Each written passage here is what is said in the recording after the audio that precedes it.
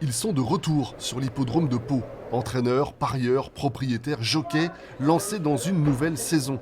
Au programme 130 courses à obstacles, 77 courses plates, réparties sur 25 journées. Et pour tout le monde hippique, c'est un soulagement après 2 années marquées par la crise sanitaire et de fortes contraintes. On n'avait que les entraîneurs et les jockeys avaient le droit d'être sur les champs de course. Maintenant, c'est vrai que pour les propriétaires, c'était un peu frustrant. Ils ne pouvaient pas voir leurs chevaux, à part à la télé. Mais le but d'être propriétaire, c'est de voir ses chevaux et de prendre du plaisir sur le champ de course. Donc ça a été un peu contraignant. Maintenant, les chevaux ont pu travailler, courir et c'est ce qu'il fallait déjà. Après la journée d'ouverture samedi dernier, au programme aujourd'hui 8 courses, dont celle-ci réservée aux chevaux arabes et remportée par Takdir, montée par Valentin Segui, qui retrouve des sensations avec le retour du public.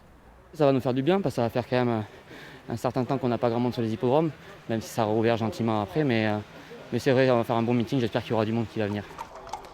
Et c'est évidemment aussi l'espoir du directeur de l'hippodrome, Jean Broucker.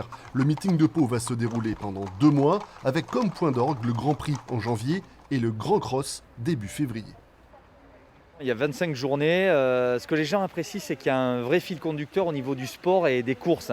C'est-à-dire qu'il y a des préparatoires pour aller au Grand Cross, pour aller au Grand Prix, la grande course de haie. Il y a des courses de sélection. Donc forcément, on va avoir des chevaux ici qui vont courir 3-4 fois.